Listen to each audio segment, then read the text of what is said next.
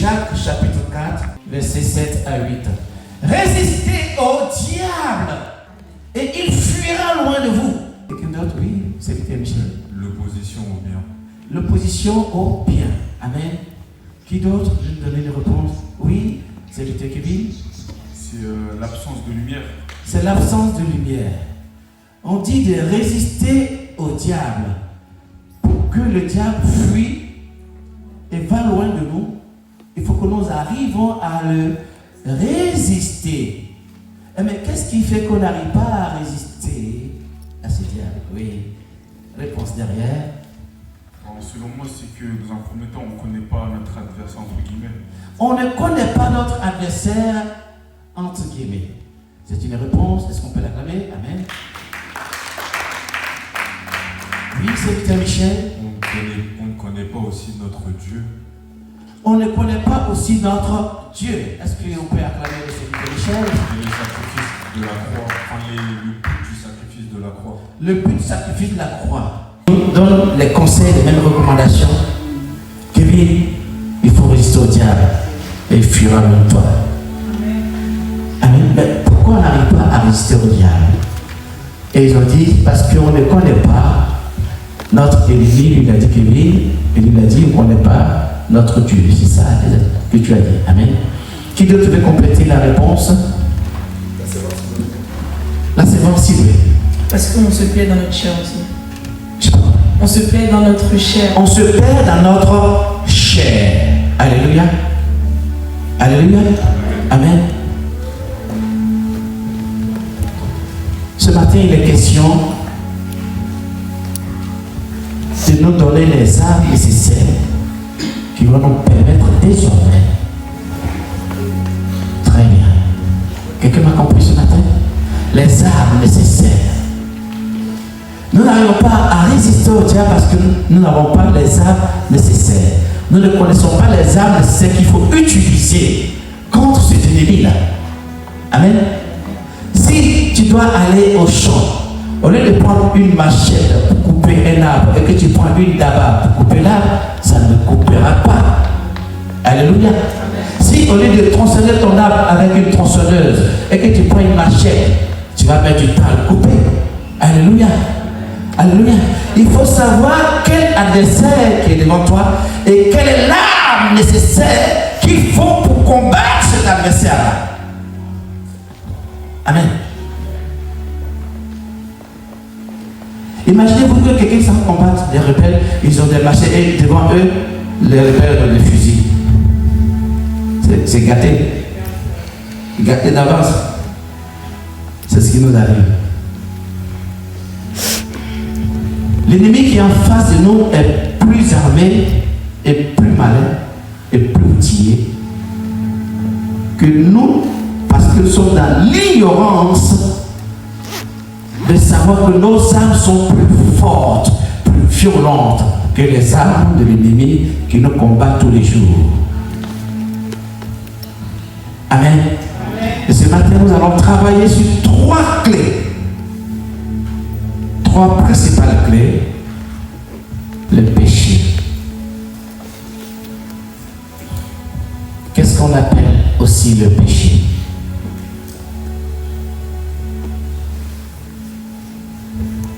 C'est tout ce qui est transgression. Tout ce qui est contraire à la loi divine. Le péché, tu ne commettras pas l'adultère, tu ne voleras pas, etc. Tu ne tueras pas, etc. Tu ne convoiteras pas le bœuf, le bétail de ton frère ou de ta sœur.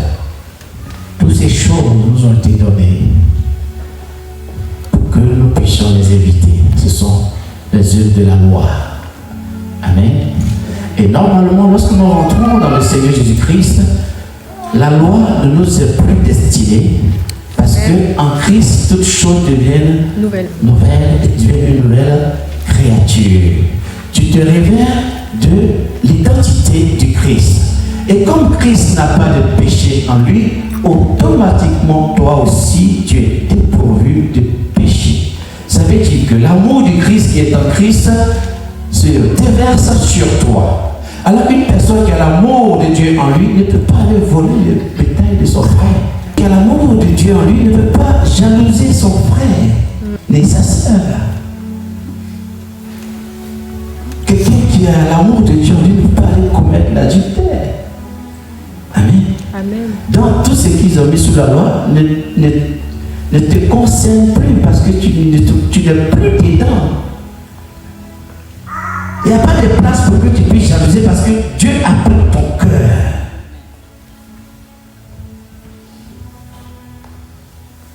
Pour que tu aies la place pour jalouser, il faut qu'il y ait de l'espace libre où tu peux mettre la jalousie dedans. Mais si ton cœur est rempli de l'amour de Dieu, regardez, j'ai vous dire une chose, une bouteille. Amen. Très bien. La bouteille est remplie d'eau. Hein? Bon, il reste un peu. Il faut que ça soit rempli. Une bouteille remplie d'eau. J'appelle ça l'amour de Dieu qui est plein. Et ça, c'est ton cœur.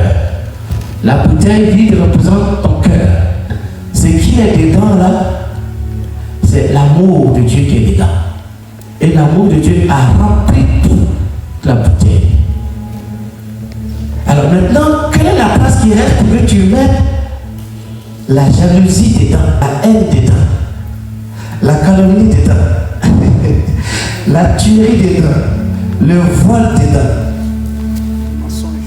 le mensonge. Il n'y a pas de place pour mettre dedans. Et même si tu mets dedans, ça va baisser parce que la bouteille est pleine déjà. Alléluia. Amen. Ça sera sans effet. Ça n'aura pas de place. Amen. Est-ce que je parle à quelqu'un ce matin? Ça n'aura pas de place. Voilà pourquoi Jésus a résumé les 10 commandements en 2 commandements. Premièrement, il a dit, tu aimeras Dieu de tout ton cœur, Amen. de toute ta pensée et de tout ton être. Et deuxième, il a dit, et tu aimeras ton prochain comme toi-même. Il a résumé les 10 commandements en 2.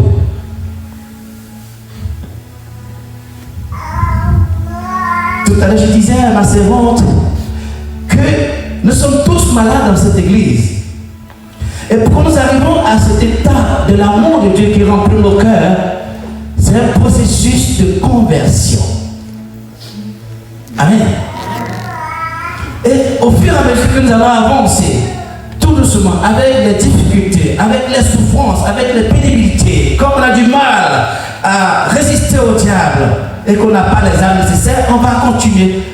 Si on a les armes nécessaires pour combattre le diable, pour le résister, en ce moment-là, l'amour de Dieu va commencer à remplir nos cœurs, notre âme et notre esprit. Et nous allons voir que le peuple va être transformé. La transfiguration. Quand tu vas arriver ici, tu vas commencer à lire sur les visages la joie, la paix, l'amour. Ça va, ce sont des écritures, ça sera sur le visage. Pourquoi? C'est un moment de conversion qui a commencé dans l'église. Parce que les cœurs ont commencé à se remplir de l'amour de Dieu. Mais c'est un processus. C'est un processus long et lent.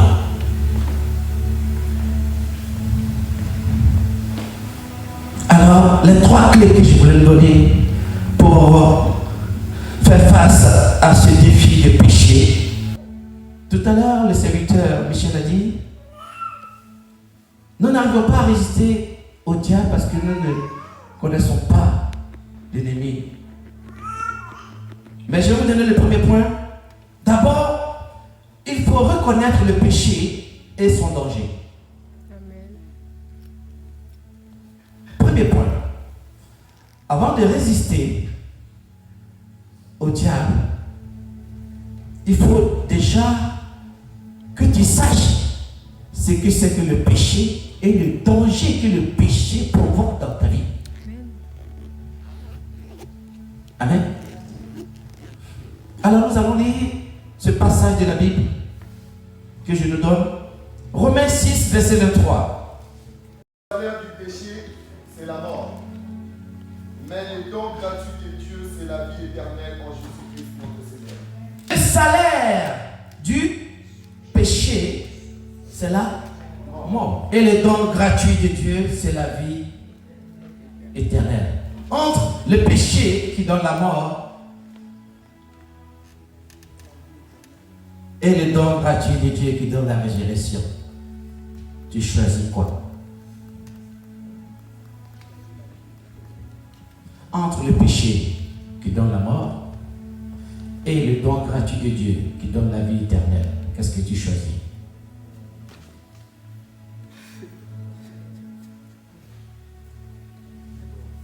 Les deux.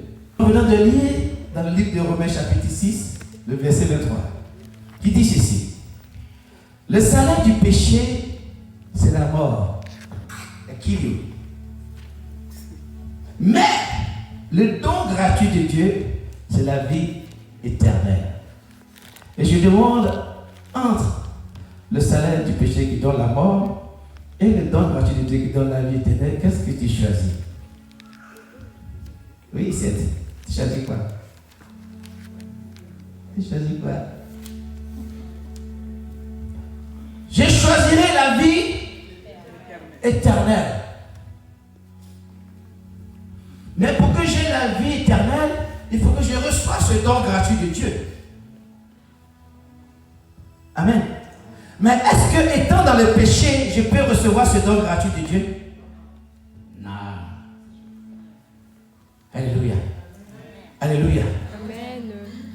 Si je suis dans le péché constant, ce don gratuit de Dieu, je ne peux pas l'avoir. Amen. Car la Bible nous dit que ce sont nos péchés qui nous séparent, éloignent de la main de Dieu. Quelqu'un me suit jusqu'à présent. Le salaire du péché, c'est la mort. Voilà pourquoi nous avons beaucoup de morts dans nos vies. La mort financière, la mort sociale, la mort de tout ce que vous pouvez même imaginer. Parce que le péché est constamment dans nos vies. Nous sommes tous pécheurs privés de la gloire de Dieu.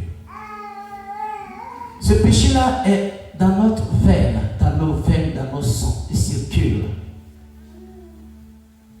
Nous essayons tant bien que mal de l'enlever avec beaucoup de difficultés. Mais chaque fois qu'on enlève un, il y a un autre qui se rajoute. Ou souvent même on entretient ce que nous avons déjà. Au lieu de combattre ce péché, au lieu de faire en sorte que ce péché nous quitte, nous l'entretenons. Nous lui passons la pommade. Nous le lavons tous les jours.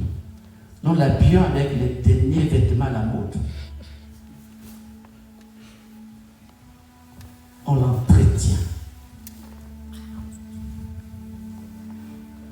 Pourtant, nous savons quel est le danger que le péché emmène dans notre vie.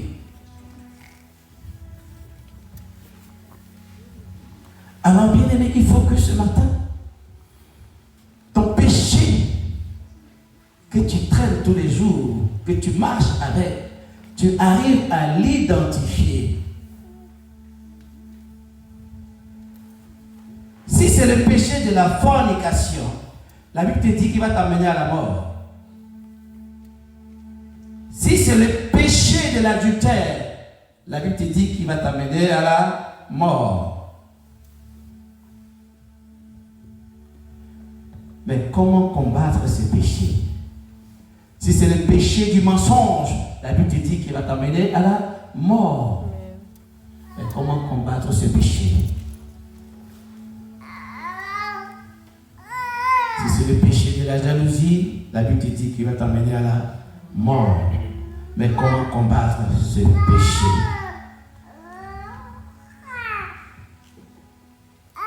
Amen. Qui veut savoir comment combattre ce péché ce matin? Amen. Il faut se fortifier dans la parole et la prière. Quand je dis parole, ce n'est pas le bavardage. Je te parle de la parole de Dieu. Pour que le péché que tu traînes, le péché qui veut t'amener à la mort, tu arrives à le combattre, il faut rentrer dans la parole de Dieu. Il faut constamment être dans la parole de Dieu.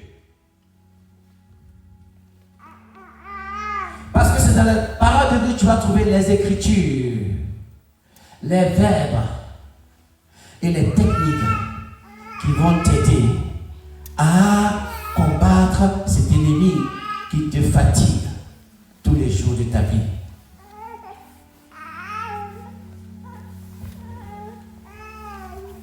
Je vais reprendre. Le péché constant qui te fatigue tous les jours. Tu te dis, mais comment je vais faire? Ce péché-là, il me fatigue. Et la Bible dit qu'il va m'amener à la mort. Et la Bible dit qu'il m'amène à la mort. Comment je vais le combattre? Les gens vont te donner des conseils. Les gens vont te parler. Les gens vont t'exhorter. Mais tu vas encore retomber dedans. Tu vas encore retomber dedans constamment.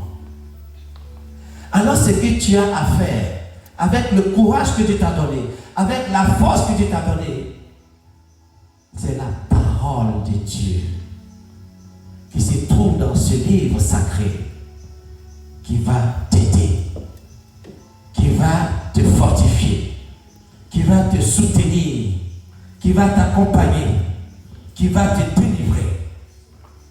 Car la parole de Dieu, c'est une arme contre toute tentation. Lorsque nous lisons dans le livre de Psaume 119, verset 11, prenez des notes aujourd'hui. La parole en dit quoi? Dans le Psaume 119, verset 11, qu'est-ce que la parole nous dit? Je sais ta parole, Dieu ô éternel, dans mon cœur, afin de ne point pécher contre toi. Psaume 119, verset 11. Le roi David qui parle en ce lieu, qui dit à Dieu, je ne fais que commettre des péchés. Je ne fais que tous les jours être dans le péché. Oh, tu m'as montré la clé qu'il faut pour que ce péché s'éloigne de moi. Alors, tu m'as dit que ta parole, si je la sers, si je la garde, cette parole m'aidera à fuir la tentation du diable. Là où il y a la parole de Dieu constante dans la vie d'une personne, la tentation n'est pas à ta porte. Oui, parce que tu n'as pas le temps d'être tenté, car la parole de Dieu est constamment dans ton cœur.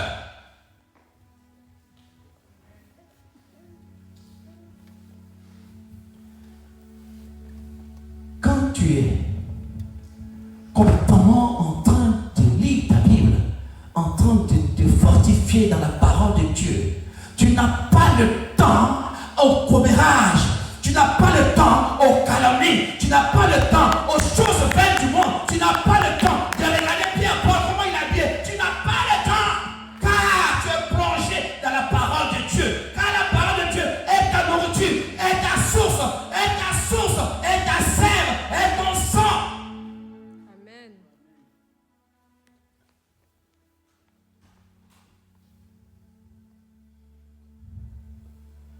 Tu n'as pas le temps.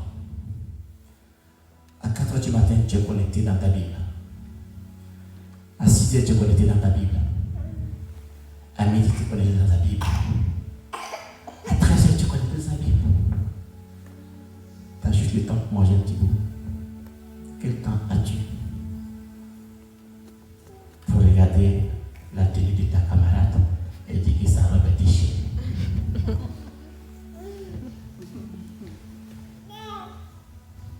Plongeons-nous dans la parole de Dieu.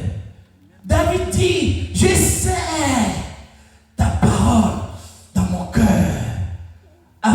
de ne point pécher.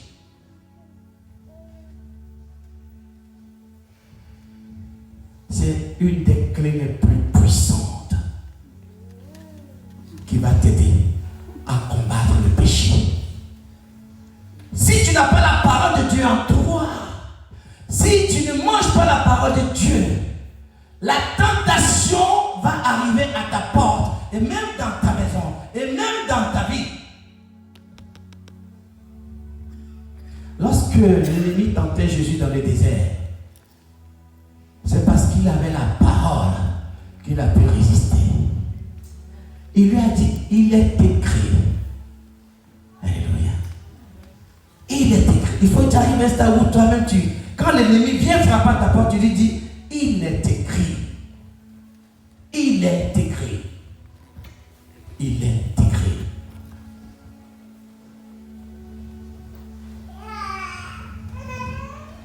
Aussi longtemps que nous serons paresseux, nous serons des fainéants dans la lecture de notre Bible, dans la parole de Dieu qui est notre nourriture, notre âme puissante. Tout à l'heure, j'ai dit, tu ne peux pas aller combattre quelqu'un avec une machette et lui, il a des fusils devant toi. Ça sera peine perdue.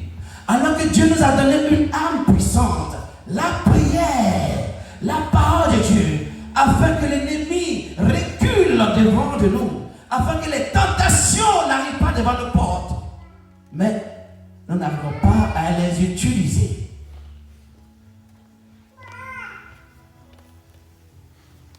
Nous n'arrivons pas à utiliser ces armes que Dieu nous a données. La parole. Au commencement était la parole. Et Dieu nous a donné cette parole.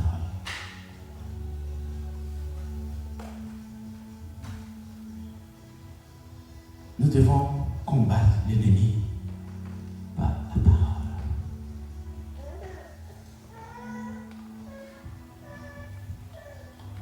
Il est important pour nous de cultiver une vie de prière intense. C'est très important. Le troisième point dans la repentance est la sanctification.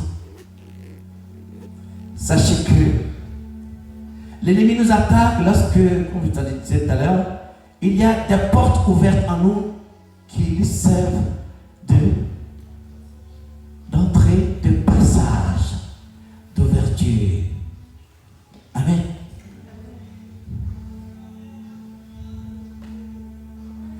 Jean 1, verset 9. Nous dit ceci. Si nous confessons nos péchés, Dieu est fidèle et juste pour nous les pardonner. Amen. Si, c'est une condition. Alléluia. Une condition. Si je confesse mes péchés, qu'est-ce que Dieu va faire? Dieu va me les pardonner. Le péché, c'est un mal qui est en nous, qui dort en nous, qui vit en nous. Mais si nous ne le dénonçons pas, nous ne le faisons pas sortir, comment voulons-nous que Dieu nous pardonne? Comment voulons-nous que Dieu nous épargne du danger, du mal?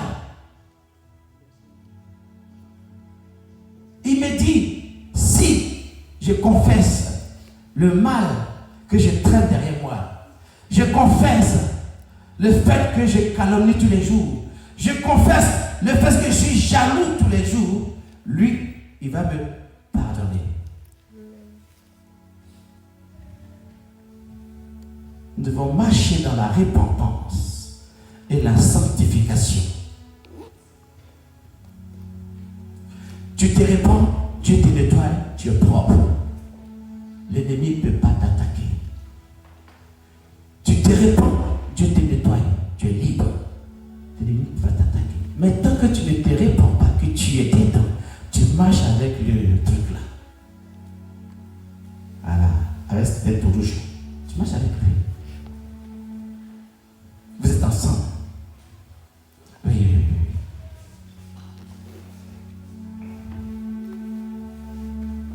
oui. il faut que nous marchions dans la repentance.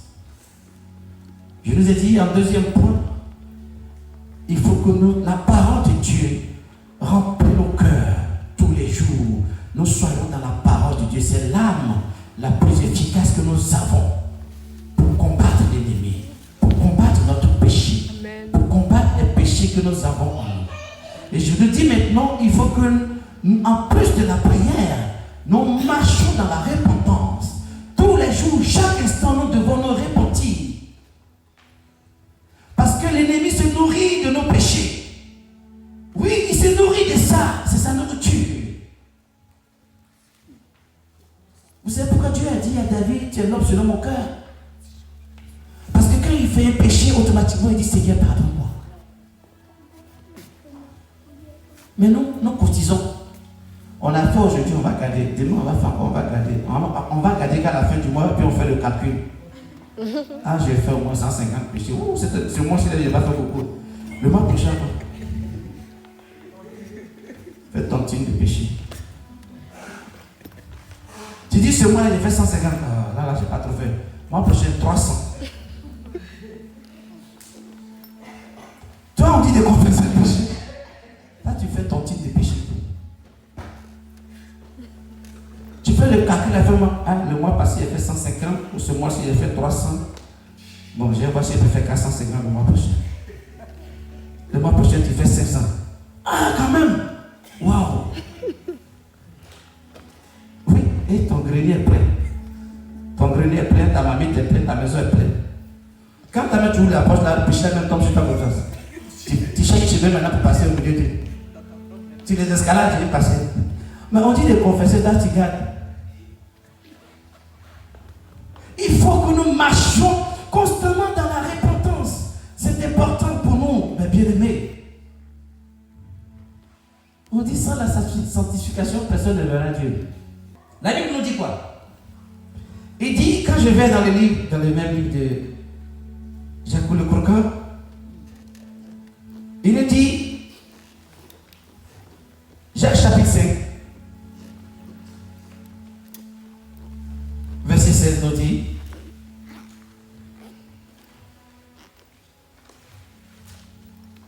et je vais terminer par là. Jacques chapitre 5, verset 16. Confessez donc vos péchés les uns aux autres et priez les uns pour les autres afin que vous soyez guéris. La prière fervente du juste a une grande Efficacité. Amen. Confessez les péchés les uns aux autres. On doit respecter cette parole. Ça vient de la Bible. Hein? Fermez la porte là. Saint-Esprit vient et remplit ma vie. Confessons nos péchés les uns aux autres. Et priez les uns pour les autres afin que nous soyons guéris, nous soyons délivrés, nous soyons restaurés. La prière fervente du juste a une grande efficacité.